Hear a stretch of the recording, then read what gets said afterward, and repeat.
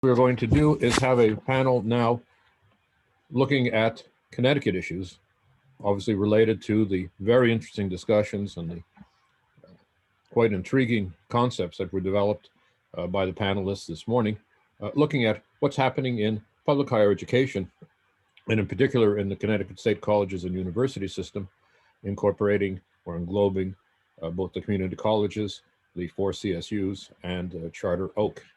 So the topic is going to be shared governance, what it means to faculty in terms of their relationship with administration, but also how it contributes to student success.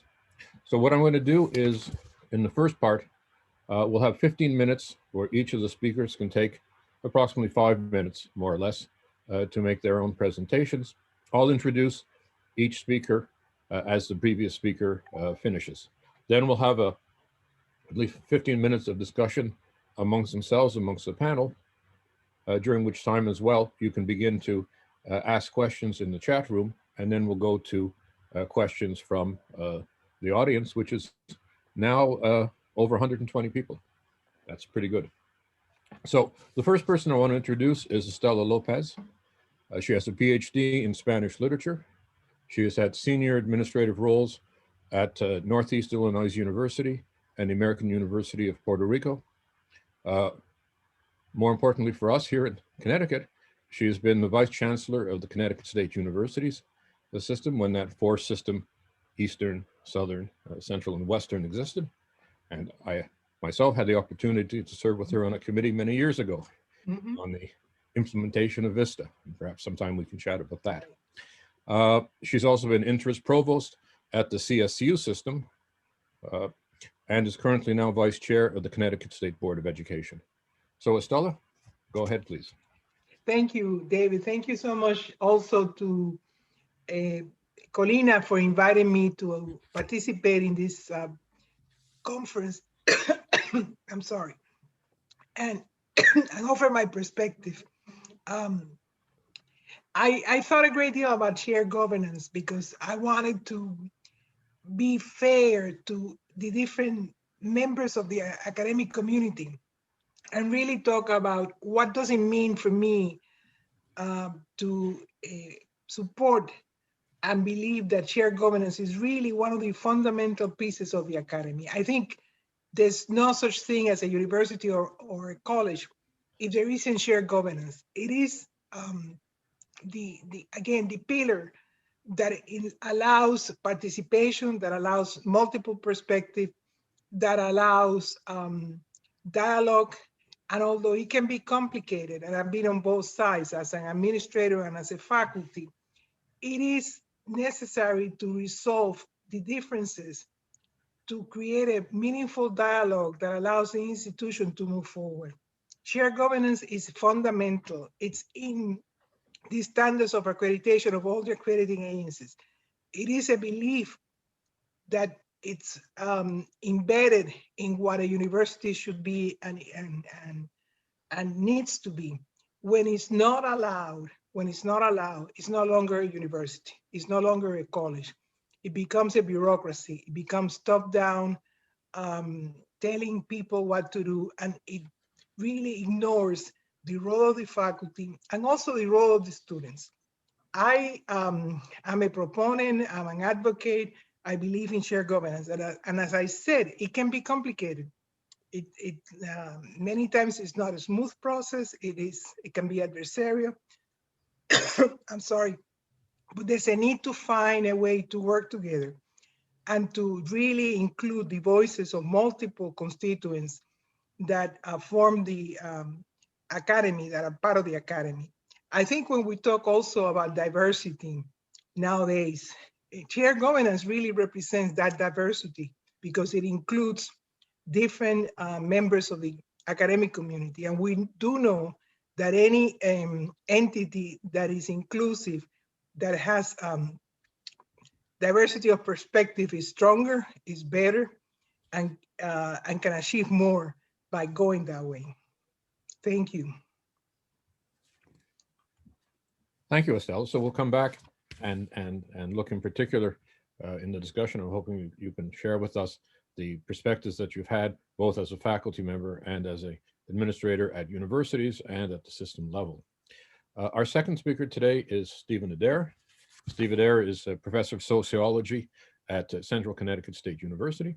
He has won both the Teaching Excellence and the Distinguished Service Awards, which is almost a hat trick, one more to come.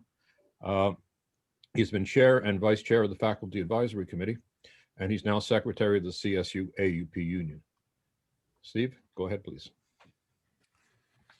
Thank you so much, Dave, and thank you to both you and Kalina for not only putting this conference together, but also for your hard work and efforts over the last year or so in up at the system office and working within the FAC. So this is, I think, the sixth conference. We missed it last year, and the ongoing title of the conference being Student Success and Shared Governance. I can't tell you how many times, I mean, it's probably a dozen or something, how many people have come up to me over the years and said, shared governance and student success, those are two different things and don't really have anything related to each other. And I don't think I could disagree more. In fact, I think the title of this conference is precisely to get people to think about the connections between student success and shared governance. I do think that it's the sort of unrelenting focus on student success, on the matter and effect of putting students first, and that the foundation for that and the rationale for shared governance. Shared governance is not some medieval hangover of a kind of special privilege that then just gets defended by whiny faculty, right? Shared governance is an essential condition for student success. Thinking about what happened in the panel in the morning, right, is if we put that in the context of thinking about student success, there are many things in the larger world that impact us that we have only unrelated control over, right? So, I mean, there's the questions of the inequities in the K through 12 system. There's the realities of neoliberalism. A couple of years ago at this conference, Christopher Newfield sort of makes the case that the lack of investment inside of public higher education is leading to the erosion of the middle class, right? The growing degrees of inequalities and the mounting degrees of student debt, all of those things have tremendous amount of impacts upon the things that we talk about in terms of student success. But if it really, the thing that we do have a little bit of control over, at least, is thinking about the educational effectiveness of an institution, right? And there can be no doubt, I don't think, that the educational effectiveness of the institution is indeed our responsibility and the responsibility of all faculty and staff to try to do what we can in order to make the institutions as effective as possible in terms of meeting the needs of students. And the position of faculty members, I think, is particularly important in terms of thinking of that role. If anything, being a faculty member to me as a teaching member of the teaching faculty, it's the continuous reflection, right? It's the reflection from class to class, from day to day, from week to week, from semester to semester, about the things that work and the things that don't work so well in the classroom, about reappraising what we think of as our learning objectives, and then the content of the classes and programs that work to sort of make that a reality. It's the reflection upon where we set our standards, right? Wanting to create high standards for students to meet, but at the same time, building attainable ways of getting there. The sort of reflection upon the kinds of strengths and weaknesses that exist inside of the student body, right? Just kind of a deep understanding of what the day-to-day meaning of institutional effectiveness is the sort of reality of being a faculty member. When we assemble committees, right, I think the aim of those assembling committees is really to invite collaboration from reflective participants of the teacher scholars that are inside of the institution and precisely aimed at the thinking about the degrees of effectiveness. And to have those communities work, right, certainly requires autonomy and being able to speak, a certain freedom, but a certain freedom from that's unhindered, right? In that sense, the sort of academic freedom, but it also demands that there's some degree of authority associated with the power of those committees in order to influence degrees of ends. And to the extent to which those ends become subverted by an overwhelming bureaucracy really comes then to undermine the effectiveness of the institution. So yeah, I think that student success is the rationale and the foundation of shared governance. And I think I'll have more examples to talk about that as we go along. Thank you, Steve. Let me introduce Seth Freeman. Seth is Professor of Computer Information Systems and Chair of the Business and Technology Department at Capital Community College. He's a member of the Faculty Advisory Committee, whose active participation, counsel, and good advice is much appreciated. And he's Vice President of the 4Cs Union at the community colleges. Seth, go ahead. Thank you very much, David, and thank you, Kalina, as well, for organizing this great event. I'm really happy to be able to present and share some of my experience at Capital. David, I'm not sure if you alluded to that out on the FAC. Maybe I'm an honorary member or something, but I'm certainly am aware of all the great work. Paul Creature is our representative from Capital, and certainly I wanted to take a second to acknowledge the great work of all the FAC members who have been doing a great job kind of holding the line for shared governance and participatory democracy in our system on behalf of all of the community colleges. So let me just, and certainly the CSUs as well. And I'll do my best to share some of my experiences at Capital Community College, how the aspects of our shared governance system that I'm certainly proud of and I feel are the most effective for our students. And also, I appreciate some of the discussion earlier with the earlier panel in terms of looking at how shared governance can better advocate for equity and for student success, institutional effectiveness, obviously, and also, frankly, better collaborate with and support collective bargaining and vice versa, because that's certainly the opportunity ahead of us. So I'll speak to a little bit about why I think shared governance is so important. Certainly we know that faculty and staff are responsible for delivering the services to our students.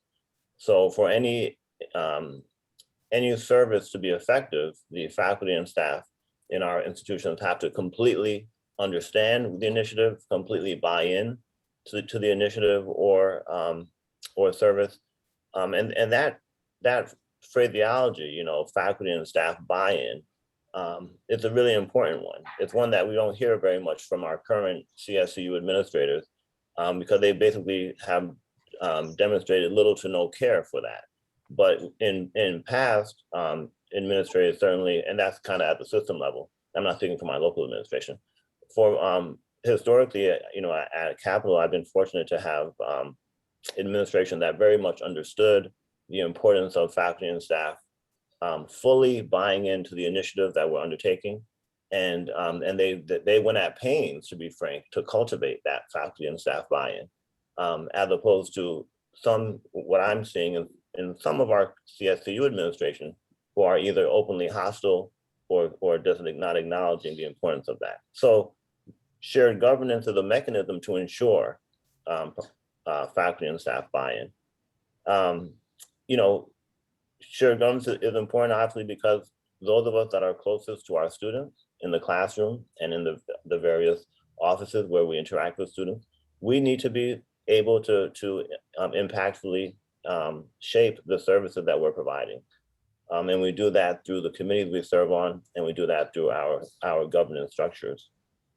Certainly in the context of curriculum, faculty are the experts of the curriculum, and we have the expertise based upon our training and our prior learning, and thus we're expected to be able to shape curriculum that best serves our students and helps them reach their educational goals.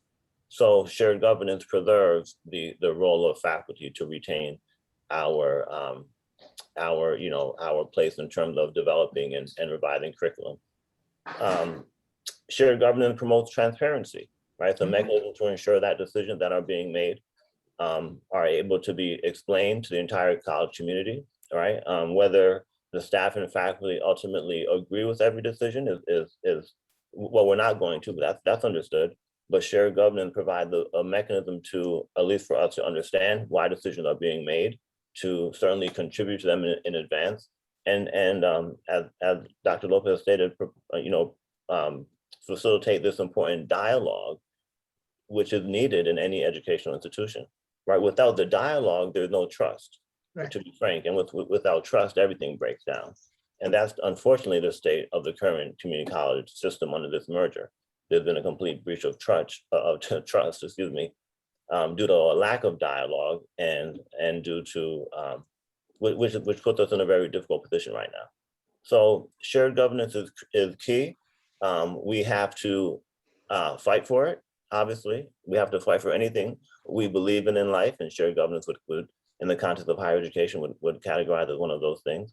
And we need to preserve it. And certainly in our dialogue today, we also want to talk about how we expand it and how we identify the limitations that exist, frankly, at some of our colleges, and how do we strengthen it and make it even better, better for our students, better for the for staff and faculty, and better to make our institutions more effective. So I appreciate participating in this dialogue. Okay, well, we've sort of touched on the importance of shared governance. And I thought interesting Estela Lopez's point that without it, it's a top-down institution. And basically what we see is then a growth of the scope and the power of bureaucracy. Steve has pointed out the essential link between shared governance and student success. And I think, Seth, you just pointed out very clearly the importance of faculty buy-in to changes which inevitably have to be made. The question is, are they the result of dialogue and consultation, which builds trust, as you point out, or the lack thereof? So let me ask you the following question. What have we done to counter attempts to water down shared governance? Right, that seems to be a problem.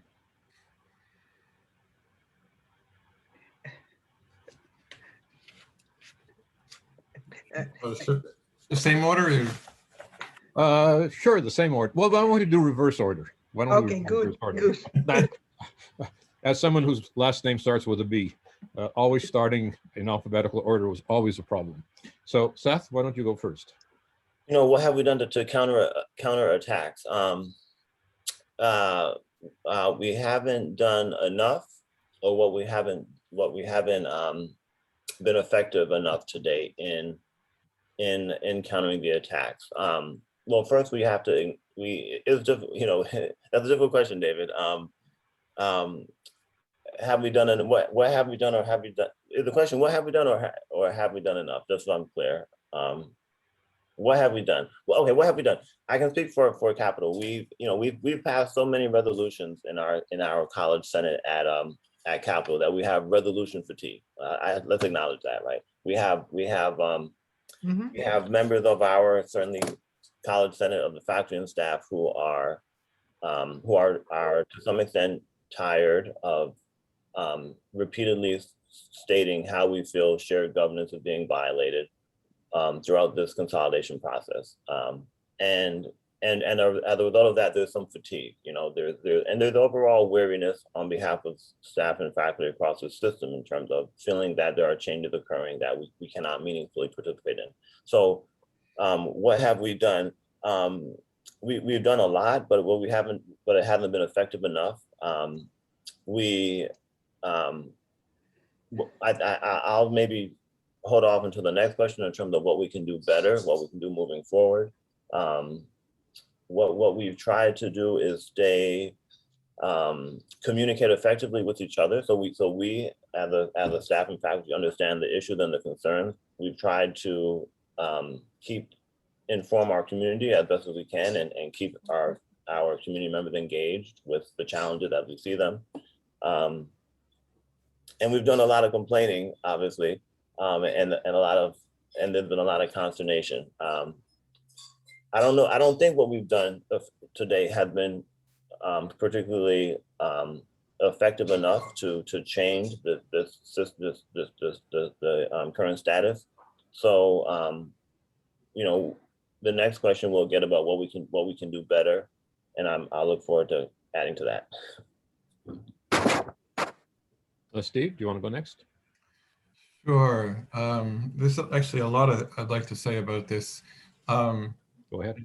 More than I can fit in 5 minutes, but you can go to 7. So I'll start this way. Well, this conference was created in 2014 by the FAC, and that took place in a particular context. That was when Transform 2020 was happening. Estella was there, certainly, as the provost, as this was kind of unfolding.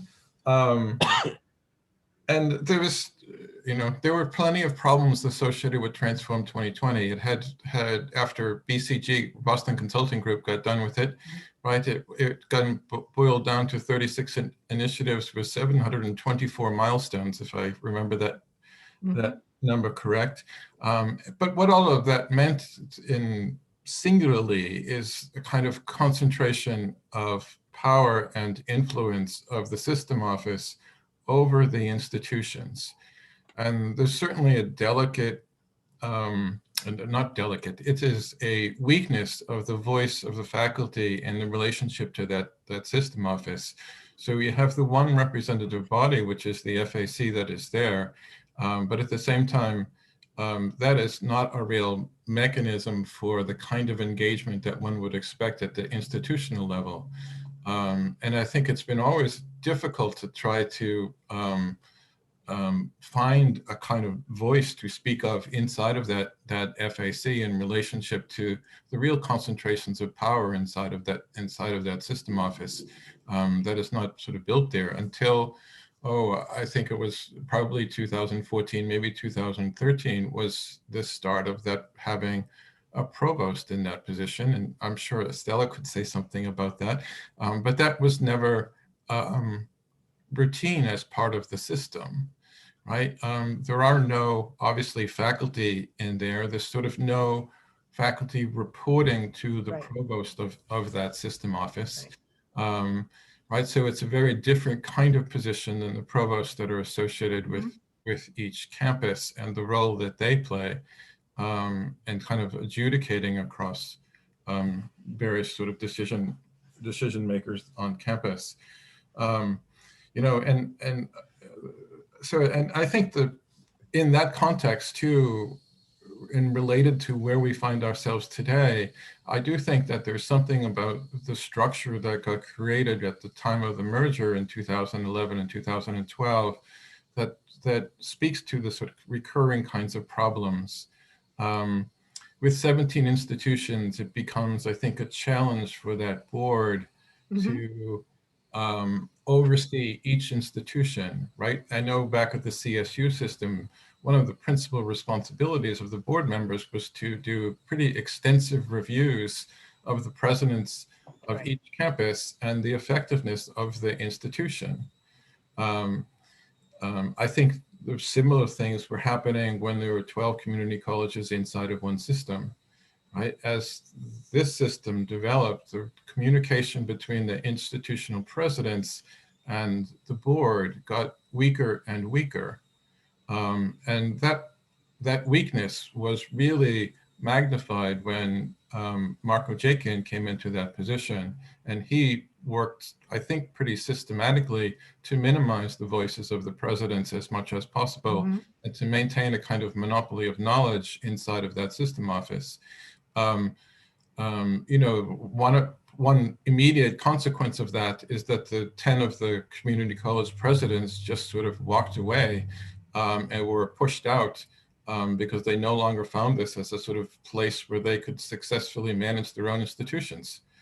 I mean, that in and of itself speaks to a real challenge for thinking of shared governance, not simply as an institutional model, but in effect as embedded in a kind of new structure where we find of having to engage inside of that system office and the power of the board without any institutional or any kind of precedence that establishes the mechanisms to be able to do that. Let me say that I'm between agreement with Seth and Stephen in terms of there's a lot that has been done, and I'm not now connected directly with the universities or colleges or with the system, but there's a lot that has to be done, that has been done. Opinion pieces, thoughtful, well-written, and research, solid information, going to the legislature, marches, the Faculty Advisory Council, their questioning, and so on and so forth. I do agree that it hasn't been successful, and that's a frustration. And I don't know, you know, trying to be positive. I'm usually a positive person. I couldn't be positive in terms of you cannot continue with the same strategies because they haven't dealt the results that you're asking for. I think it's been intentional to dismantle the whole notion of shared governance, because by doing that, you eliminate the voices of the faculty and also diminish the voices of the students. The students are connected to faculty. That's the reality. None of the students know who the president of the system is. So, and nor will they remember after they graduate who the president of the system is. They're connected to the faculty. It is the faculty that motivates them, that provides them with the learning and supports them. I think, you know, in looking for ways to go, ways to move, part of what has happened, it's and Stephen was very wise in saying when they did the restructuring, when they did the merger, Stephen, one of the things I found, and I went back because I was asked to go back to help, and I felt an obligation to help. You know, I was retired already. I felt an obligation, a commitment to somehow help. What I found is the academic office was really dismantled. It had no, the academic, as you said, the provost of the system office talks about policy. We deal with policy at that level, you know, and advocacy, and maybe, you know, setting goals and measuring goals and results, not with the everyday, not with the telling faculty what to do, not with the specificity of what happens at a campus. It's a very different role. And those things were totally confused and not understood by people who came into the leadership position who had no experience with higher education. They really had no experience with higher education. So that's part of what that lack of knowledge and that lack of not only understanding, and I'm going to use a strong word, lack of respect for what the values and the systems that have been traditionally part of a university and make it a better place because it's inclusive, has led to what has happened. And that lack of respect is also demonstrated in ignoring the many ways the faculty have tried to ensure participation and to ensure being heard and to ensure that they are at the table and they can contribute to formulating things and moving forward. Part of what I think has happened is in this discussion in all student first, we have lost the narrative. By using student first, and that was very intentional, they switched from administration, structuring, to losing money, to student first, except it's disingenuous. It's totally disingenuous, it's a lie. And I think part of what needs to happen is recapture the student first. You have addressed it earlier, you know, I wasn't able to see the panel earlier this morning, but you have addressed it in saying that shared governance is about students.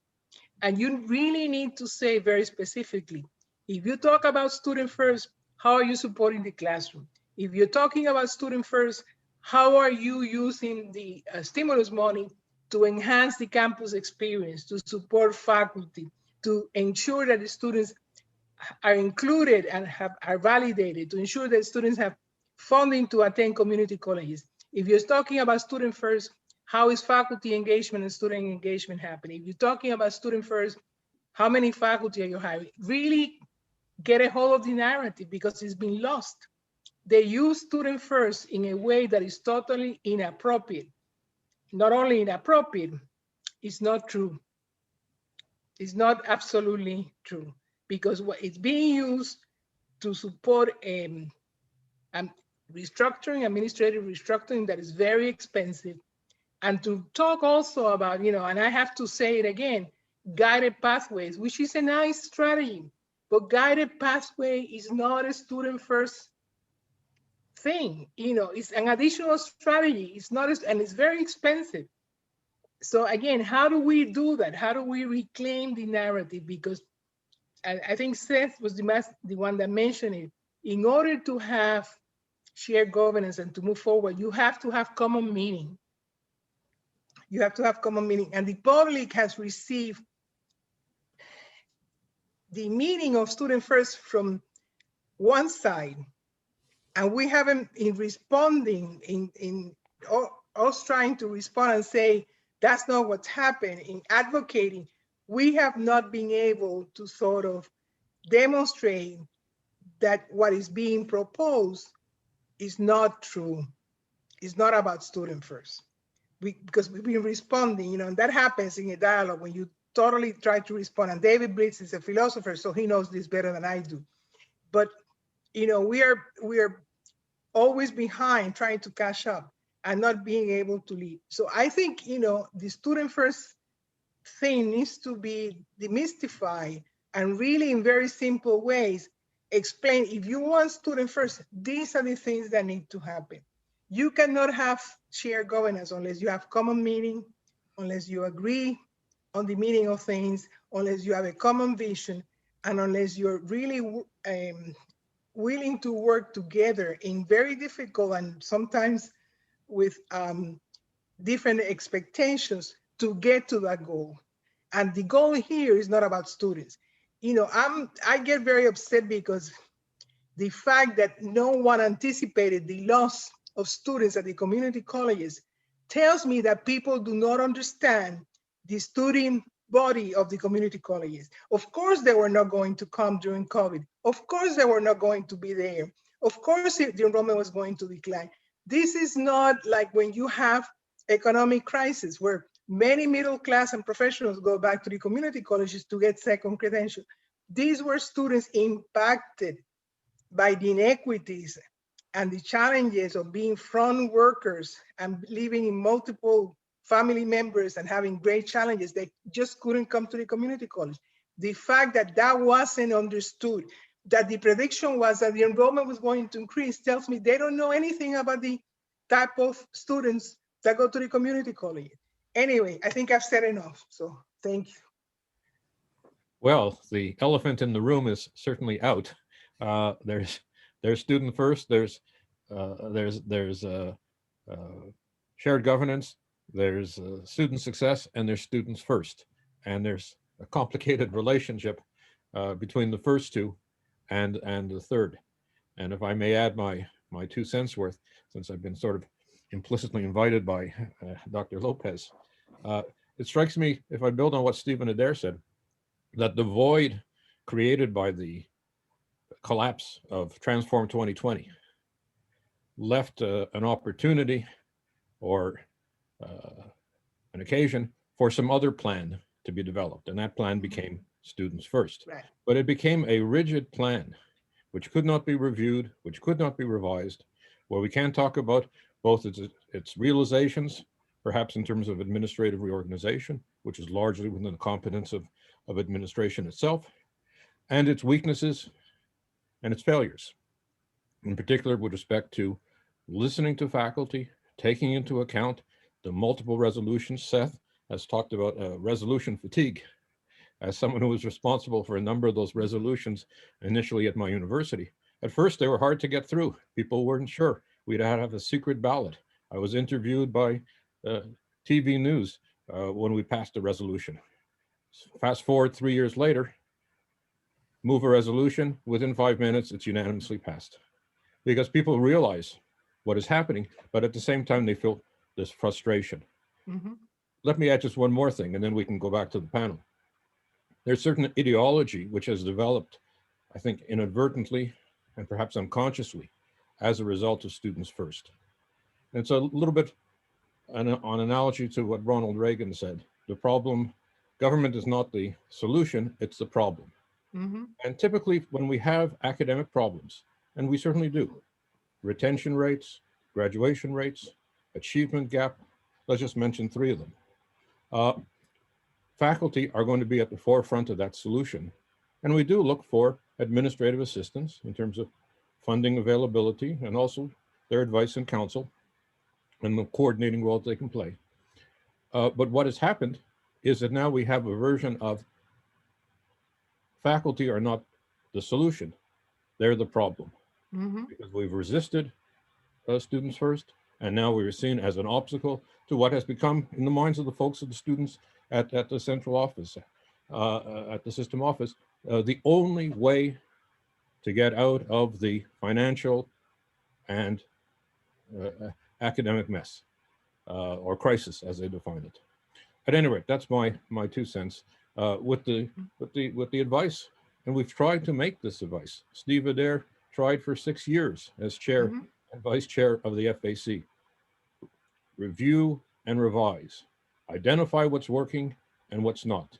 Listen to the faculty, who are the people who are delivering the curriculum content and developing it in the classroom. The keys to success are not all that difficult, but we now have ourselves in a kind of collision course, Mhm. and that's the situation in which we find ourselves. Well, let's continue that discussion. What is it that we need to do? Is there a path forward?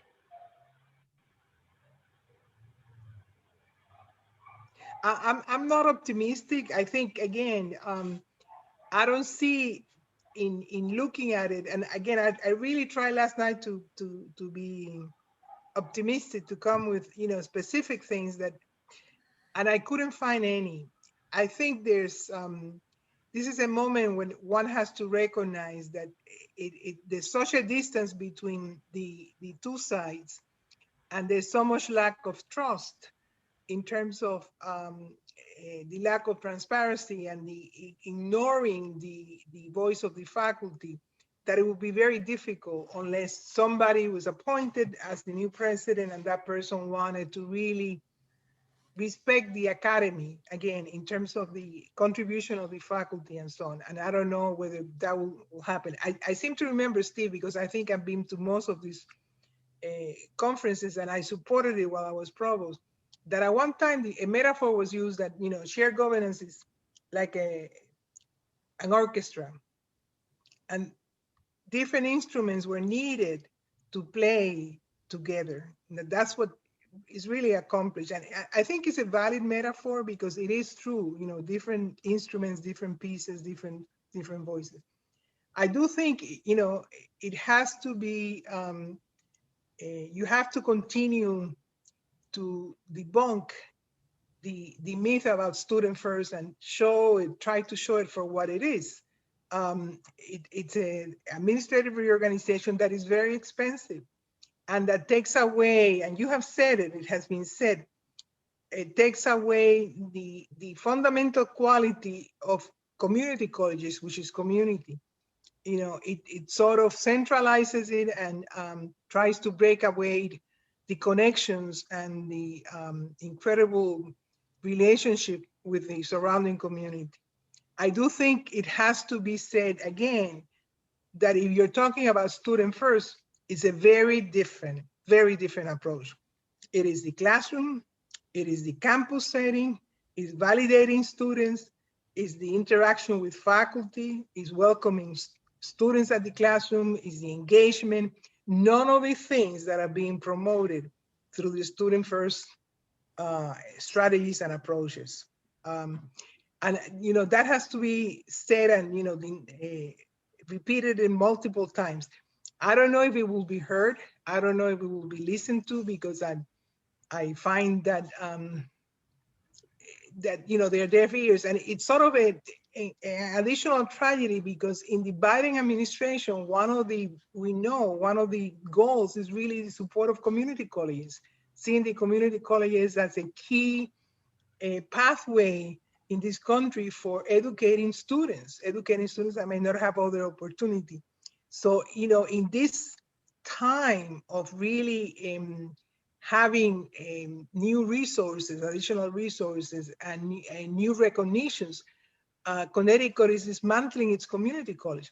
The other thing, and I need to say, because it really bothers me, the community colleges have been criticized for failures of a graduation and so on and so forth. I did years ago when I was vice chancellor, when I had that title. I had so many titles that I don't remember anymore. But anyway, when I was vice chancellor, we really did an analysis and study on the Bill Stevens about the movement of students from the community college to the 4 CSU. And if you do that, if you report that data, if that data is reported, the community colleges do well. These students do go on to graduate. The fact that it's not being reported tells the audience, tells the public that community colleges are failure. They are not. Does it need to be better? Absolutely. Should everybody do a better job? Yes. But these students are graduating at a very reasonable rate. Minority students, adult students. So, the fact that the only data that is presented is negative, I think is intentional. The good things are not being highlighted. I think it's very intentional. Again, I'm not optimistic, and I wish I had a more productive and constructive answer in terms of what to do next. Thank you. I think I'll take this question from first a more global perspective in terms of what needs to be done with shared governance more generally, kind of following up on the morning panel. And then maybe toward the end, I'll talk about the students first. But more, I think generally for our colleges and universities, we heard the answer this morning. We need to ensure that our shared governance bodies are really centered on our students and our communities. Certainly, even that's certainly most relevant for community colleges, but our state universities as well. So really, and make sure our shared governance spaces themselves are inclusive. I think if I can be honest about, certainly some of my experiences at Capitol, and I would think this might resonate with others, our shared governance structures themselves are not always the most inclusive to staff and faculty, or if it's just a faculty governance, faculty perhaps. Is it inclusive to both, senior faculty and newer faculty? Obviously, not to mention our part-time faculty. So really, is it inclusive at all to our part-time adjunct faculty? Do we make a concerted effort to bring, everybody into our shared governance system? So, what needs to be done is to ensure our systems are more inclusive. We need to really ensure that they're effective, to be frank. We have our own colleagues who say, I think it's a waste of time to go to a shared governance meeting. So let's be honest, we have to ensure that we're doing things ourselves. That's going to ensure we're bringing our own colleagues in, thus promoting the importance of it, right? So it's not just kind of some of the same individuals always making the decision. That's a bad thing, but let's make sure we're being inclusive. And and we have to make sure we're centering our work on equity, to be frank, because if we're not, and we have to be honest, then we're no better than what the Board of Regents is doing, because they certainly aren't centering their work on equity, but if we're not effectively doing it ourselves, then we're not in the best position, to be frank, to criticize their hypocrisy, if you will. So I think what needs to be done generally is promoting shared governance amongst ourselves, amongst the staff and faculty. At Capitol, we have our college senate is faculty and staff. So that's an important designation that we made at Capitol a long time ago to make our governance as inclusive as possible to all. But to be frank, it's not the most inclusive to our part-time faculty and our part-time folks. So So let's look at the structures themselves. Let's center the work in our students in our communities and highlight equity.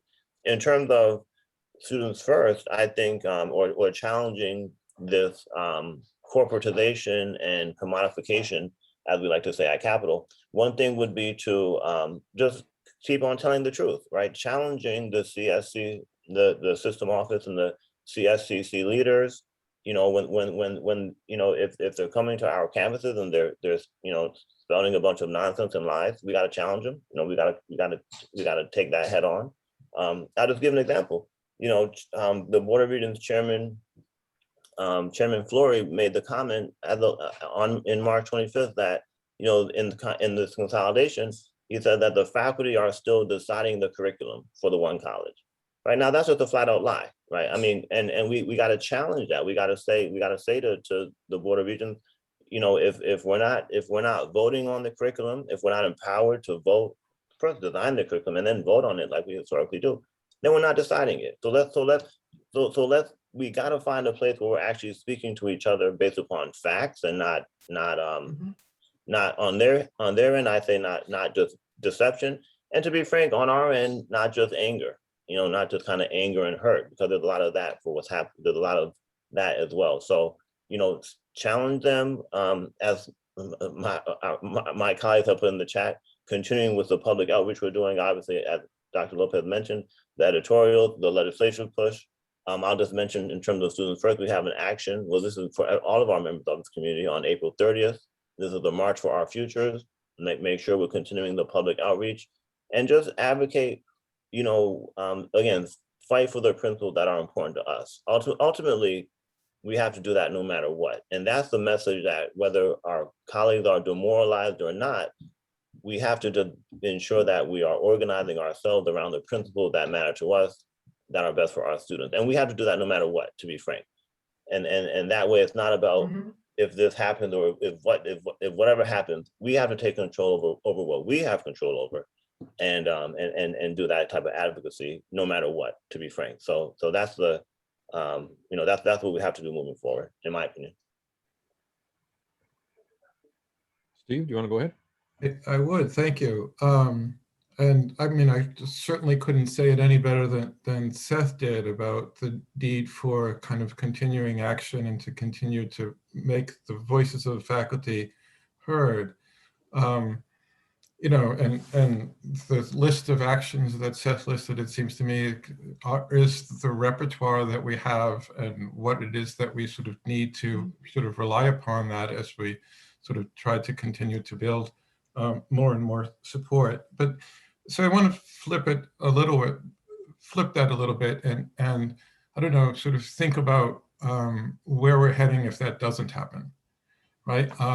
Because I maybe this is a little over dramatic, but I do think this is a sort of existential crisis, at least for the life of what faculty traditionally have been. And there's no place where that's more evident and important than in the erosion of shared governance and the ways into which this seems to be being constructed. So if I exaggerate that a little bit, it's only to sort of isolate what I think is the core conditions that's happening here, right? Because in effect, the 12 campuses are being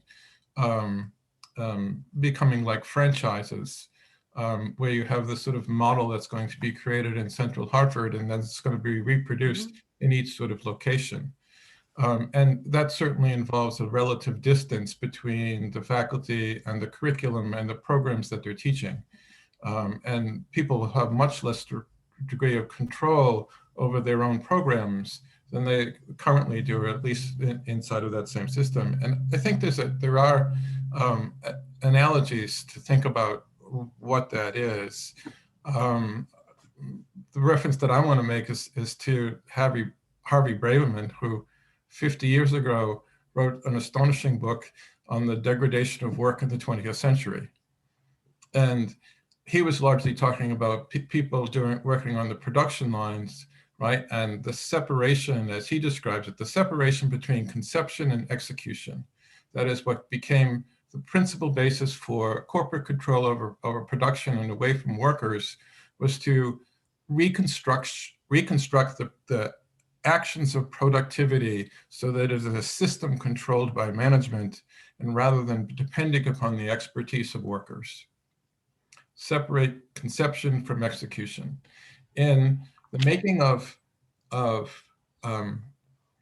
for-profit universities, and no place displays this more than the University of Phoenix, right, is a franchise model associated with how it is that you build an educational system, right? And within there is really the complete control over the curriculum inside of a centralized administration, right? And the idea is that if this is the 4th week of business accounting, you know that if you're in the 2nd class, they're going to be talking about this concept for 10 minutes and then this concept for 10 minutes, and that the curriculum is actually written by a central administration, and people are simply hired to deliver or to be the facilitators of the curriculum as it has already been constructed, right? You know, that vision there is echoed in Clayton Christensen's sort of ideas of disruptive innovation, and where Christensen saw higher education as being a particular kind of place under which a kind of new innovation could take place. But within that vision was certainly a much more centralized and managerial kind of control over the process. And you know, I can't tell you that this kind of vision of creating franchises is necessarily what is animating the imaginations of the Board of Regents. But at the same time, there is a clear echo in the culture of neoliberalism, in the sort of logic of institutional and managerial control, that it seems to me that they are enacting and creating, right? And what that has meant is that they have to pull the curriculum out from the control of the faculty. Mm-hmm. And that is the place of resistance. And certainly the people that have created for-profit colleges understand that this is their biggest challenge, is to gain control over that curriculum from the faculty, right? In the model that is being created for Students First, where you're having the centralized administration sitting in New Britain, and the chief lead for each discipline is going to be a dean or associate dean, right? I mean, that's an instrument not for department chairs, right, to control, right? That is most definitely a kind of building of a new hierarchical structure from which the curriculum is going to be situated, right? I mean, and I can certainly see it from AUP's perspective, you know, whatever it is that Chairman Fleury has said about their intentions in the contract negotiations, I can't but help read that what they propose inside of that contract is in effect their vision of what they would like to see happen. So they may not get everything they want, but why would they put it in there as an ask if this is not at least revealing of where it is that they're heading? And certainly the instrument of Students First is different than their proposal inside of our contract, but the underlying logic of it is identical, which is to find every place where faculty have a degree of autonomy and a degree of authority, and let's see if we can erode that and sort of take some of that away and centralize it. And they're centralizing it largely inside of that system office, right? So even if the consolidation is successful, you're going to have the new president of CSCC sitting in an office in New Britain, but that president is still not going to have access to the board, be the president of the 5th largest community colleges of the country, but still be subservient to a president that sits directly above them, a sort of one-to-one kind of correspondence. And more than that is that many of the systems that need to be operating inside of the 12 community colleges are going to still be controlled at the level of the president and the system office. The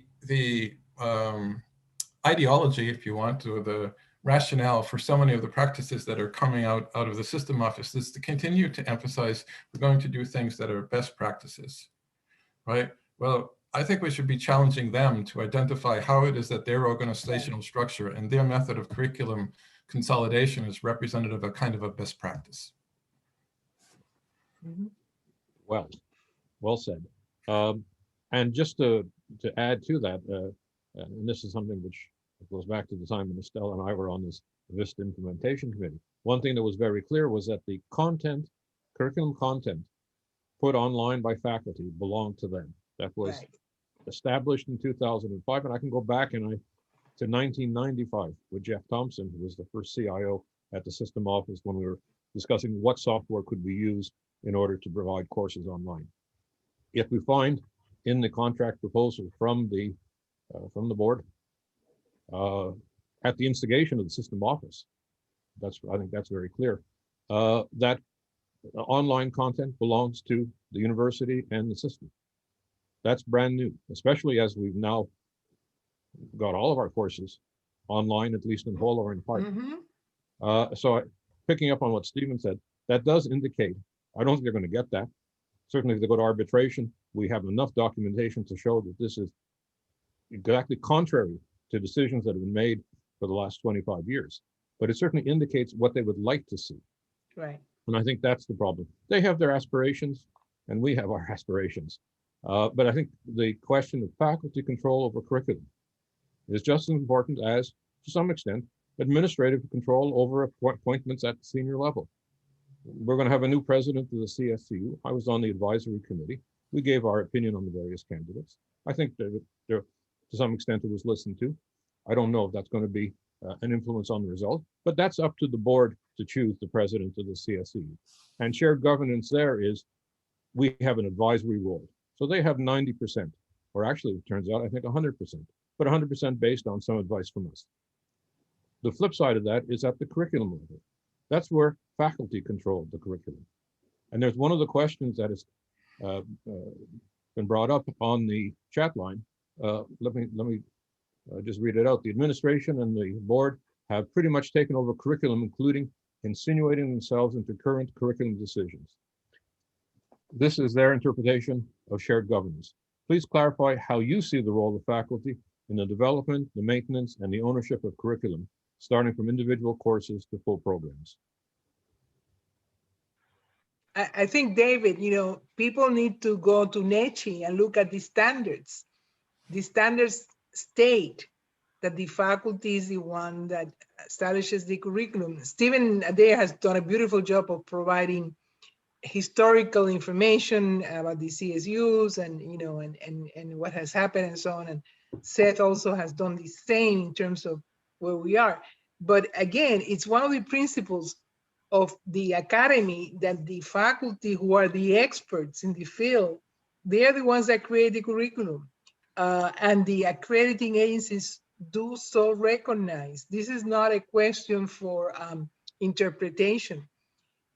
I do agree with Stephen's perspective that they are following a model, and that's part of the challenge, that the guidance, the top level leadership, it's not the traditional higher education group of people, and therefore they're looking at models. What's being created for me is a government agency. It's not it's not a community college that will be effective. So it's the distance between the knowledge of the leadership about what academy is, what the university is, and the need to really ensure that the faculty have the right role included and supported. It's huge.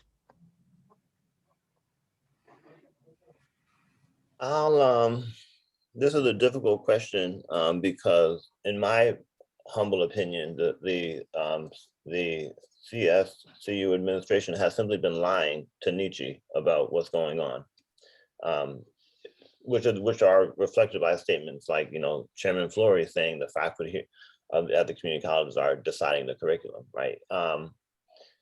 No, to the question in the chat, it's the responsibility of faculty to obviously develop curriculum, and then ultimately within the department with their colleagues, discuss it in dialogue about the curriculum, ultimately vote and approve the curriculum. And then we have these additional, governance bodies like curriculum committees, and ultimately a final shared governance body to approve them, to vote on them, to give the stamp of endorsement from the faculty and staff within within that institution. And that's an important process for many different reasons. And it's just wholeheartedly being violated throughout this consolidation process, whether it's a actual course, the FYE course that was developed. And then, the system office tried to use semantics and say it's not a course, it's a policy. It's the same difference, right? They're trying to basically treat us like we're stupid, which is insulting. But the point of the matter is, how do we address it? We just have to call them out on it. We have to call them out and remind them that there are processes in place currently at our campuses, and just try to demand that our existing processes are followed. And we just have to keep making that case. I think what they're unfortunately doing is they're misleading themselves into I think they've actually, to some extent, they're just misleading themselves, and they're also to some extent misleading our members who are participating on the committee, because they're advising them that what they're doing is not curriculum development, right? And thus does not need to go through a formal shared governance process. And as we've discussed already, they actively decided, the CSU administrators, to not have a shared governance process in place from the beginning, right? That was an active decision to ensure that this curriculum could be fast tracked. So, we just have to call them out and really demand a true shared governance model whereby faculty can decide the curriculum, but also the policy. We shouldn't kind of give short shrift to the policy that are also being developed that have no meaningful input from staff and faculty alike, whether it was the non-completion policy that happened last year or now the development education policy and related curriculum. All of these things have huge impact on our in this new one college, and our staff and faculty have no mechanism to really discuss and or ultimately vote about what we approve as a body. Our input is only solicited to the effect that it's helpful for their already designed goal. And ultimately, if it's not, it doesn't matter because they'll do it anyway. So it's problematic, but we don't have to keep challenging it.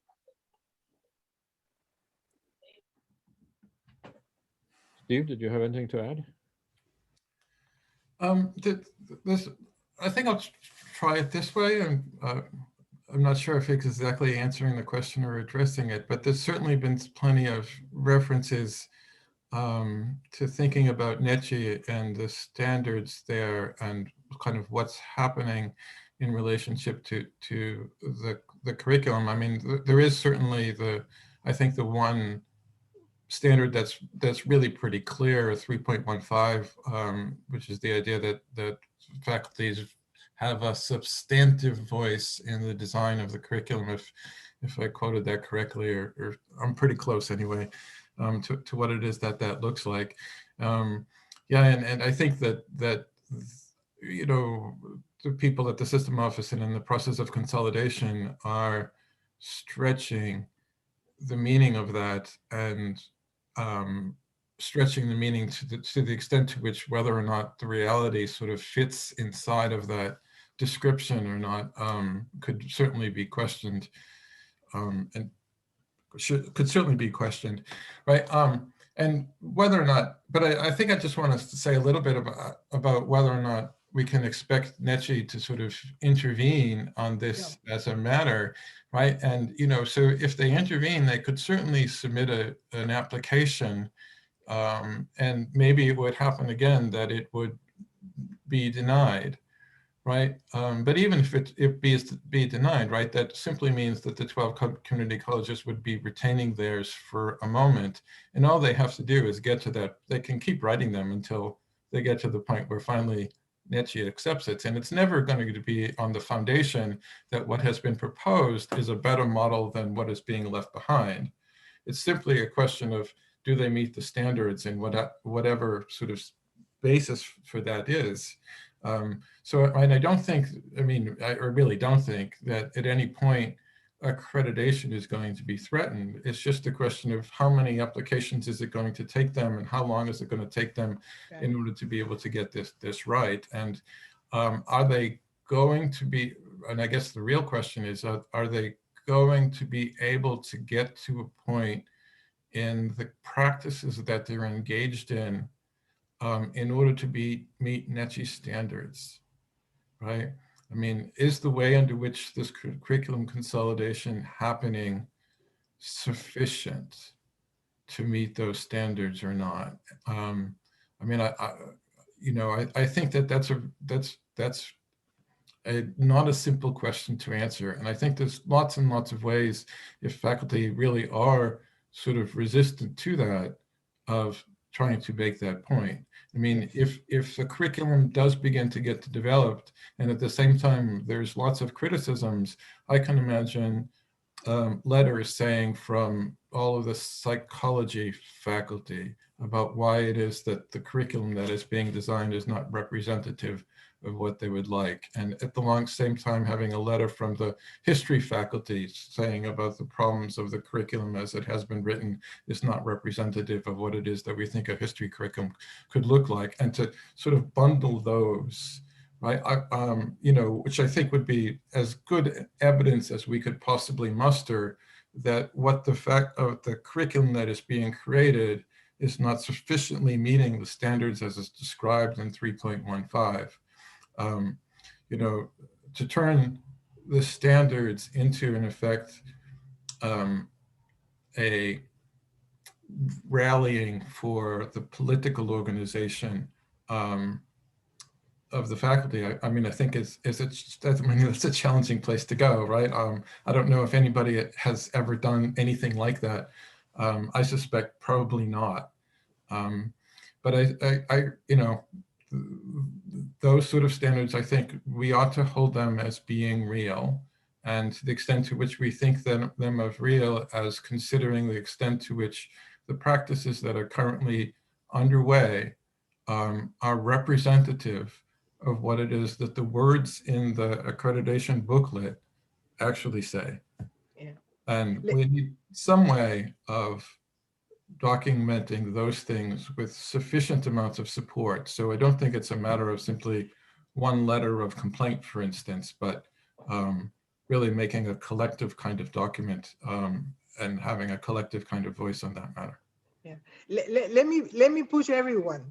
How come the system office of UConn is not managing the curriculum? How come that doesn't happen at UConn? I just want to, what's the difference?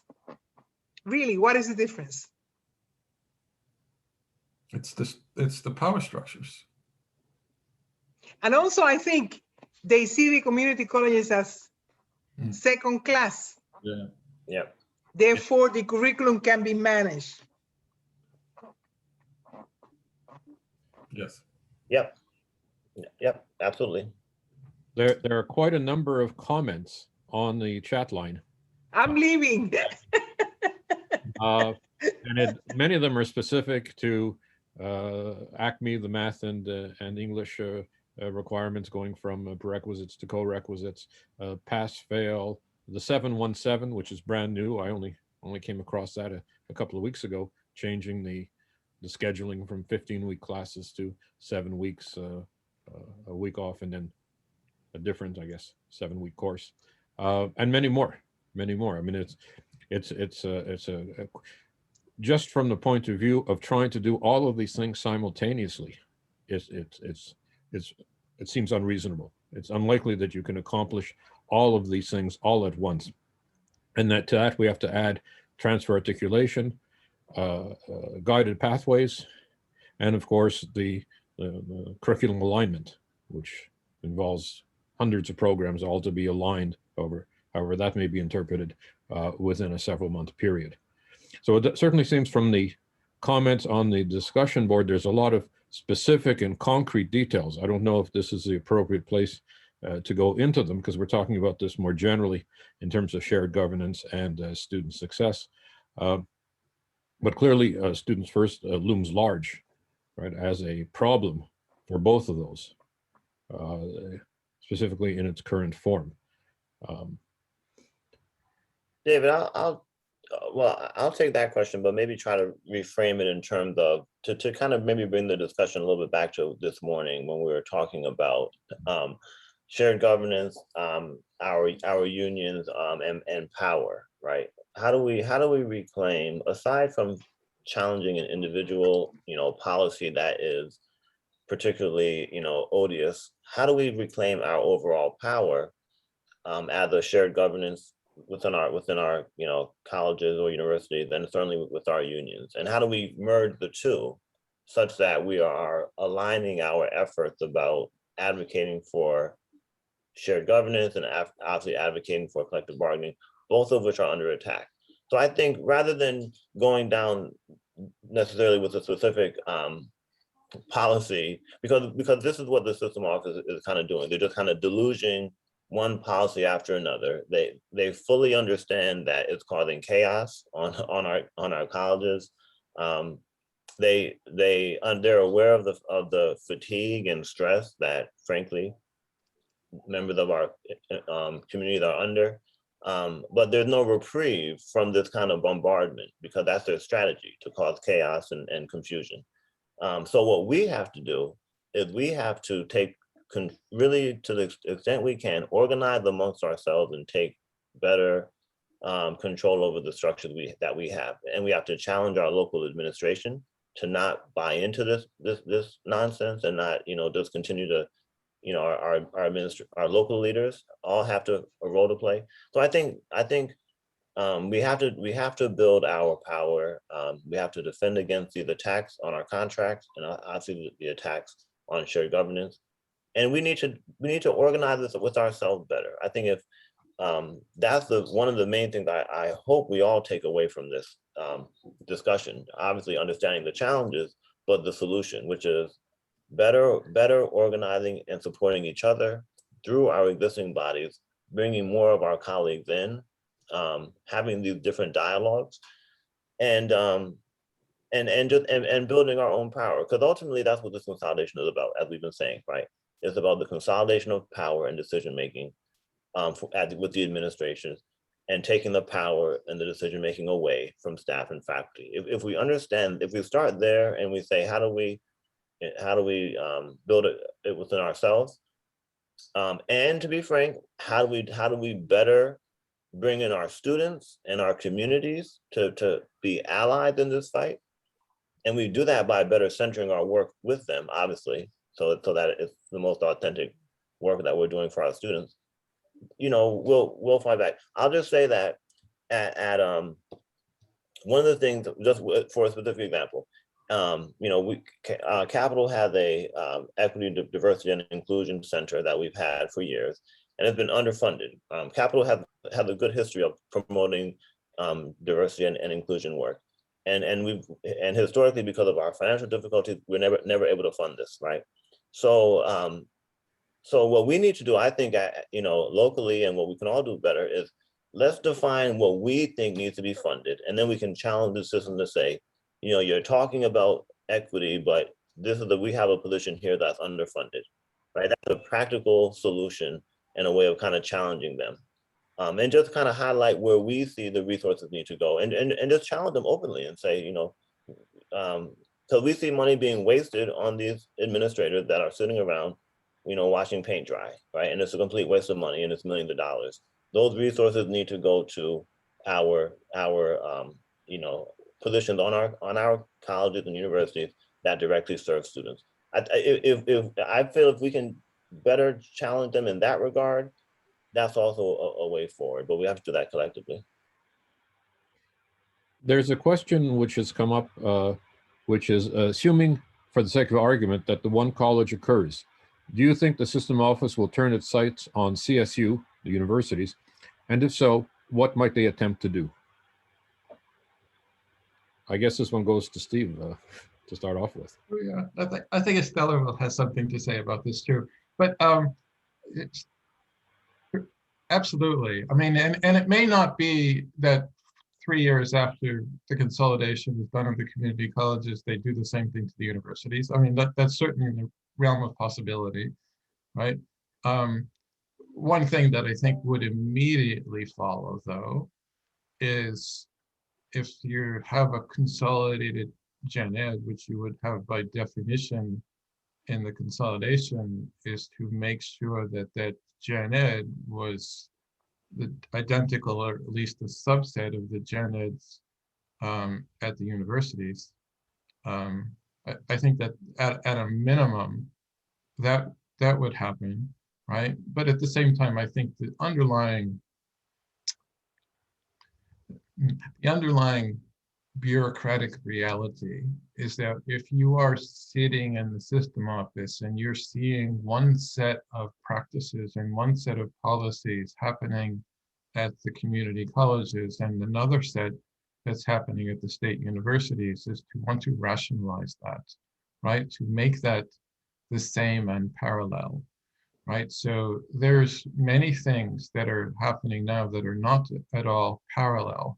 So the human resources, for instance, has been completely consolidated across the community colleges already, right? At the universities, it's less so. I mean, there still is the director, certainly of human resources, that's more or less the sort of boss of human resources now on our campuses. But at the same time, the direct reporting lines between the directors of human resources on our campuses are still to the university presidents. So that would mean that human resources personnel at the system office operate with a particular kind of authority at the community colleges and would have a different kind of authority in relationship to the universities. So I just like pose that as a question: how long does that reality get sustained? And who has the power in that relationship in order to be able to alter it, right? I mean, I think you can do the same as you start going the line and thinking about the role of finance, right? The role of the finance is again going to be different for the system office in relationship to the community colleges than in relationship to the state universities. How long can that inconsistency remain before they want to harmonize and make it the same?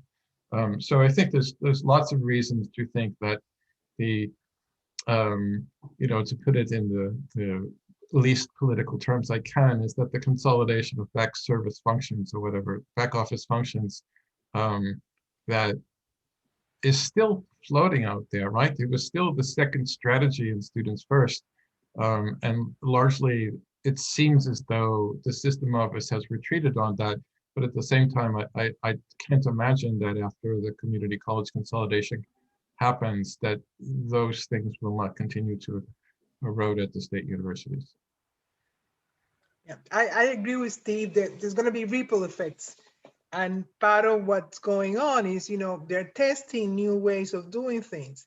So if they are able to make them happen, then they will transfer them and continue, because the power has been successfully used to change things in a way that is different. I want to go back to what Seth said also, and really about controlling the narrative. I think that's very important. Again, I'm retired. I am not in, like you guys, all I can do is write and voice my opinion. But I think, controlling the narrative is critical, because the public doesn't understand what's going on. It really very significant disconnect. And again, if you look at the issue of equity, Seth, you brought up, this is an equity issue. The system that is being impacted, is being dismantled, is being undone, is the system that serves the students that need the most support and the most resources. And when we talk about equity, and when equity is used, that somehow is forgotten. That's why I mentioned the UConn and how come UConn doesn't have the same challenge. You guys have doctors, you have a solid education background. How come they're questioning your ability to set up the curriculum? And that doesn't happen at UConn. So.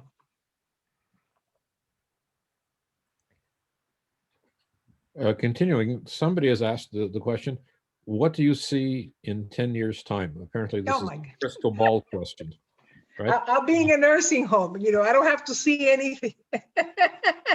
Well, I might be living next door. I might be living next door. David, can I tackle that? Go ahead. First, and I want to piggyback on just a question about the threat to the CSUs from the last question. I think what do we want to see in 5 years from our shared governance and our union, right? I think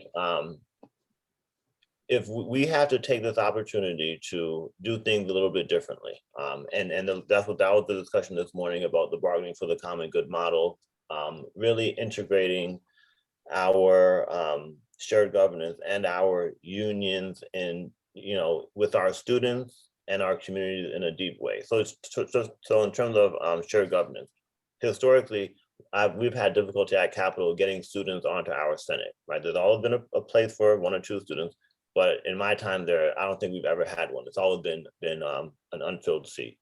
Are we doing the best we can to bring up the student voice onto our governance systems? I know we're not at Capitol. We need to do a better job. We need to prioritize it, to be frank, right? We know it's important theoretically, but when the rubber hits the road, are we holding up the meeting until we have student voices? No, we're not. So, if we had 3 years ago more support from our students and our community, the community colleges likely could have not necessarily stopped this, but it'd be a different discussion. If we had brought the student voices in earlier in a deep way, we would be at a different point. But we didn't have those relationships, to be frank, and that wasn't part of our kind of DNA, either in shared governance or through our union. So that's the opportunity to change. So in 5 years or 10 years, I hope we look much more like the Chicago Teachers Union, Rutgers, AUP, where we have deep connections with our students and our communities, and those connections, to be frank, and with industry partners, workforce, et cetera, those connections are what's going to, along with us being well organized ourselves, are what will better shield us against these corporate and capitalist forces, to be frank, that believe in austerity. Part of this discussion is the fact that the CSU administration wholly buys into austerity, right? They openly say it's not their role to ask for more money. They're quite happy getting whatever is received from the legislature. Although I believe they're not demanding more money for our our student population that has gotten darker over the years and that has had to take on more debt, right? They're not demanding more money. So these are the austerity forces that they're not challenging openly. And to some extent, we haven't challenged openly as much as we need to as well. So the solution in 10 years has to be a different organizing model that we have within ourselves, and that's what I certainly took from the morning panel. And the power will. But we got to bring our students in first. We have to. Every one of our governance bodies needs to have 2 or 3 students around the table. Right. Certainly our union has to fully invest more in our students as well and build those coalitions. So that's the power we have to build, and we're going down that line, which is really exciting, and that's what we need to continue to do, in my mind, and then we'll be in more control over whatever is happening in 10 years from now.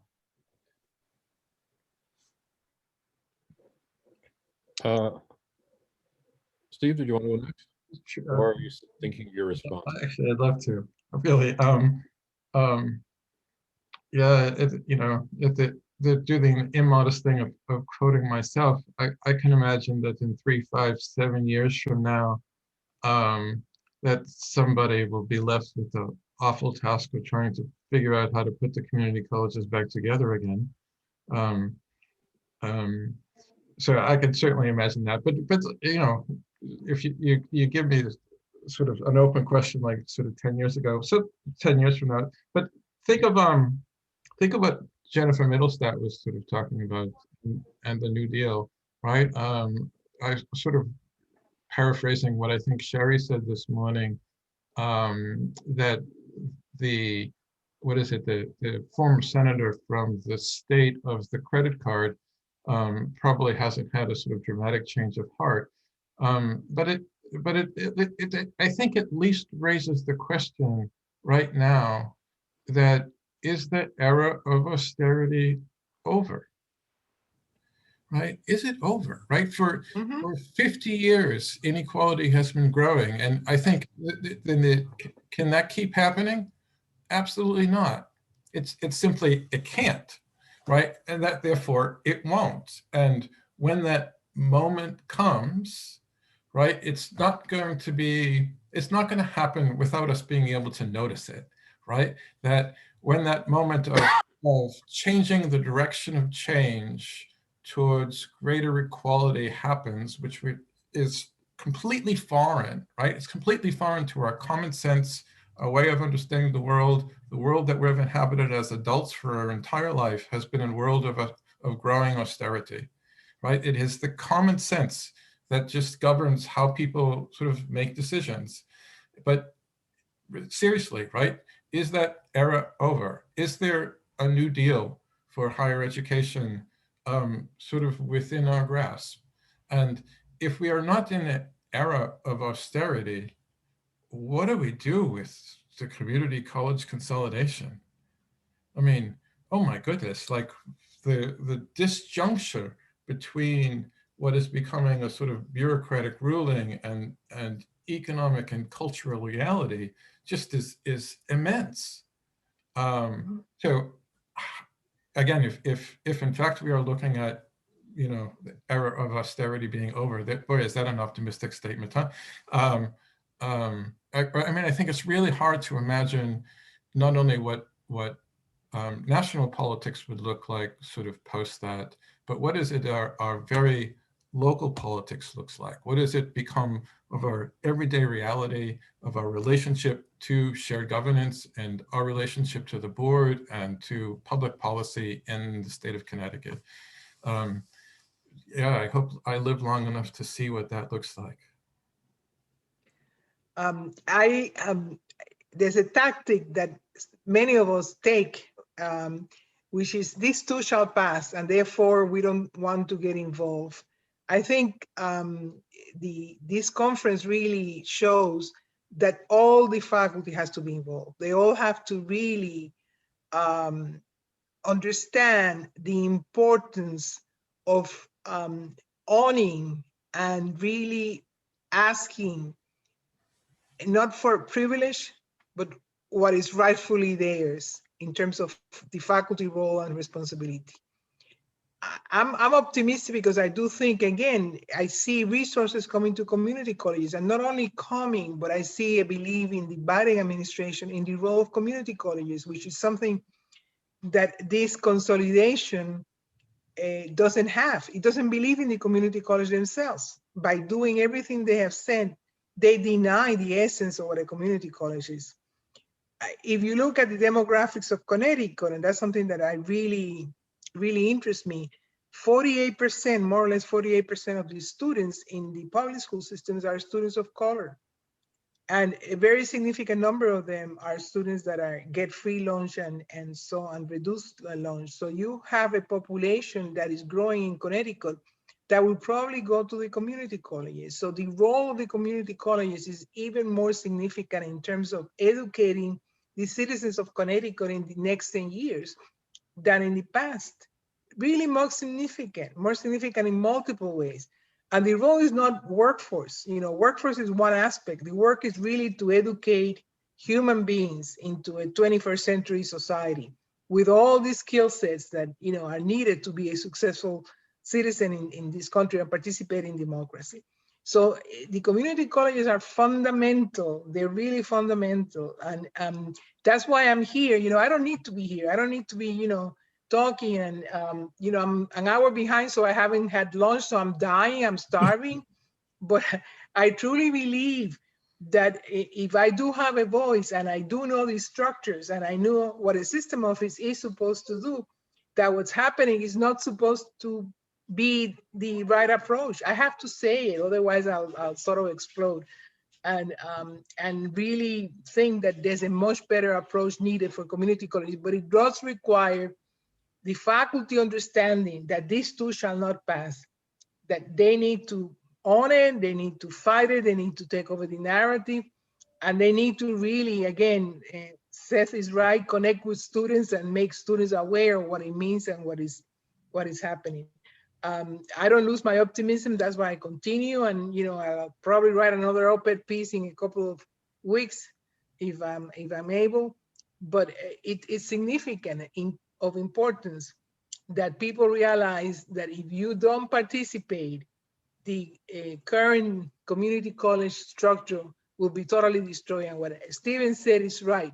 Then somebody 10 years from now would realize the big mistake that was done and would try to recreate it or reinvent it or redo it in the appropriate manner, in the appropriate way. Quickly, David, can I reply to, I want to both Stephen and Estella. Well, Stephen, I don't think we're at the end of austerity, but we better, if and when we reach it, it will be, we have to fight, and we have to fight in coalition, to be frank, with austerity affects all of us, obviously, not, far from just, and it had the worst impact on those of us that have the least resources. So we have to demand an end to austerity, and I wish I was that optimistic that it was close, but that's the fight. I mean, that is the fight that we're in. And just to piggyback on what you said, that's right. Sometimes I think some of our colleagues have been so, to some extent demoralized through this process that we forget to tell ourselves that this is our right as faculty and as staff. It is our right to have input into the curriculum and services we teach. And we need to reinforce that message. So I just want to appreciate your phrasing of it, because some of us have been, demoralized at different points, collectively. And we need to remember that it is as a higher education professional, it is our right to and demand that we have that.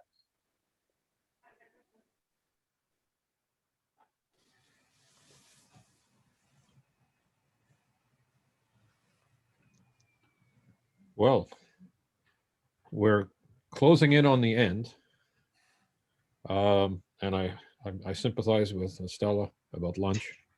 Although we did have technically a lunch break, so we can't be accused of entirely depriving you of it. With that said, perhaps we can have some closing remarks. And I wonder if Kalina, who has been listening very carefully, would like to join and jump in. I'm sure that she would have some comments also to make. Perhaps we can start with Kalina, if we could. What is your impression as our chair of the FAC? Sure. I'm just really grateful for this conversation. And when we talk about what can happen in 10 years, I worry so much that this could be a silent tragedy, right? Because one of the largest issues with people who are deprived is that they don't even sometimes know that they are deprived and to what extent. And we are moving in a direction where so many of us are retiring, and then we're going to have this newer staff who's going to have to wrestle with these changes and may not even realize, how far we've come from the ideals. There's so many among us who were raised in the system and speak and advocate for the system so passionately because they come out of it and they know what it looks like, right? In those brief moments when it can thrive, when we are investing in it, right? In the late 80s, the investment in this system, was 50% more. The share of our cost that was borne by the state was 50% more. The incidence of the disinvestment with the rise in students of color is also just alarming. No matter why that happened, we cannot allow it to happen, especially in a state like this one, in which we know that we have segregated K through 12 systems and that we are still wrestling to solve that. And then to let our students down when they finally get to the college level would just be too much of a tragedy. So, I see that ahead of us, and I think so many of us, Jen Middlestat said, she became an expert because her back was against the wall. And I think a lot of us are getting to that point where we are really reckoning with this stuff and focused because it's a matter of survival. And I think, and Stephen Breyer actually really allowed me to appreciate in reading his book, the fact that, I keep thinking this is like, it's the apocalypse. But this is not new. These struggles Right. have always gone on, right? The struggle for the soul of public higher ed. This has always happened. This is something you have to keep cultivating, or else you lose it. And actually, I love the fact that I have learned that what it means to be an educator is so much broader than just kind of showing up in a classroom and having connections with our students. It's a matter of modeling true citizenship, right? And I'm proud of that. And I think who better to do that than us, right? So yeah, I'm really alarmed, but I'm also super inspired because so much has changed just in the last year now that we are seeing so much more clearly how far we can go and how bad this can be.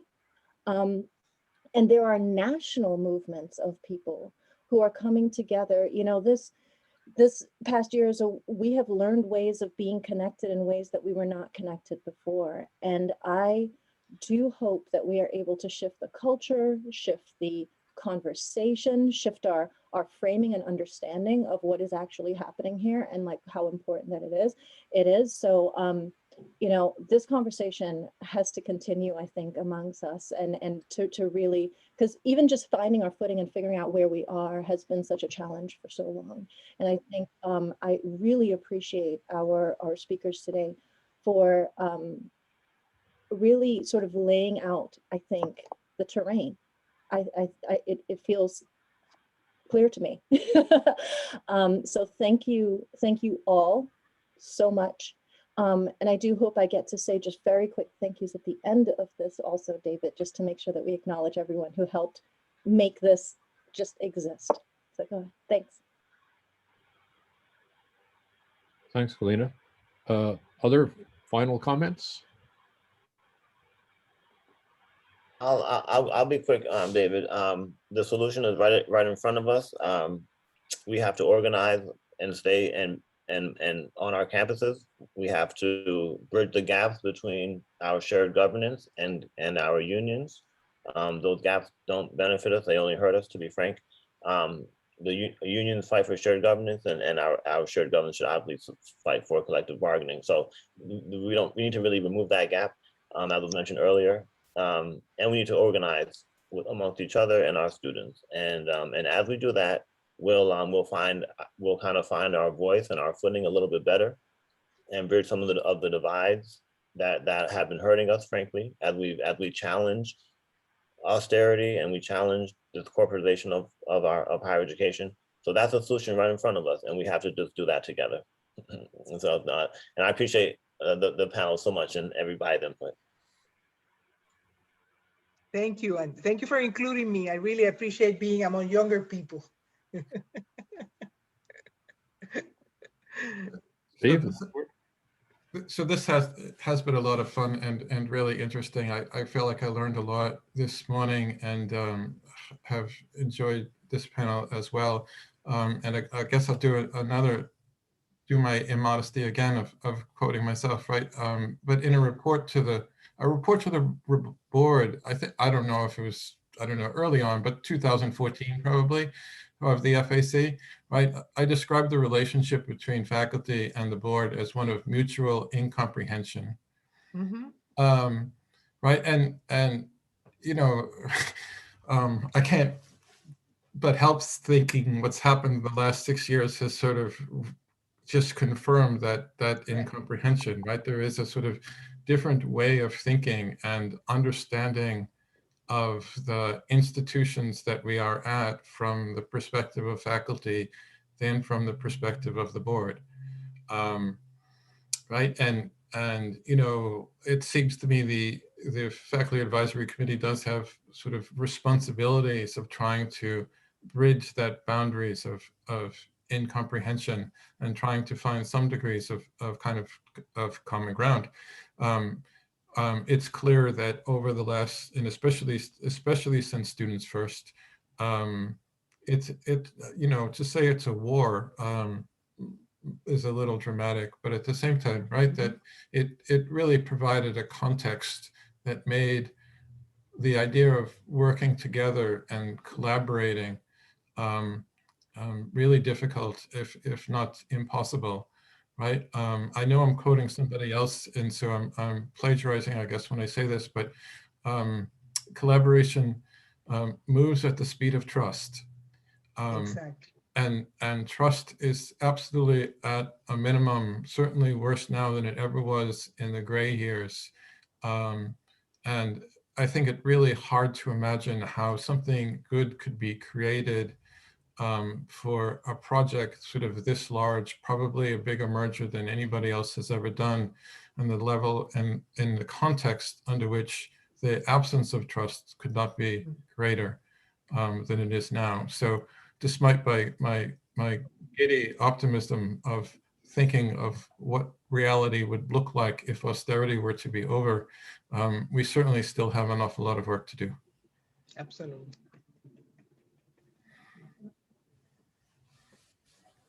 Galina, do you want to conclude for us? Sure. Well, thank you, David, for moderating this second panel, and also just for being a great partner in crime for the past year and a half. I want to thank all of you again, all of our panelists, and I want to thank our conference committee, who has been just a great group of folks. There are two in particular who you didn't actually see in this meeting today, but Mary Beth Rajewski and Eric Maroney, who just kind of made things happen all the way through. Thank you, thank you. And Jay Melnick, who the very fact that we didn't have to see him was a triumph. Thank you so much for being the webmaster. And I want to really, once again, I think there couldn't be a better year for us to be sponsored in its entirety by our unions, 4Cs, AUP, APSME, and SWOF.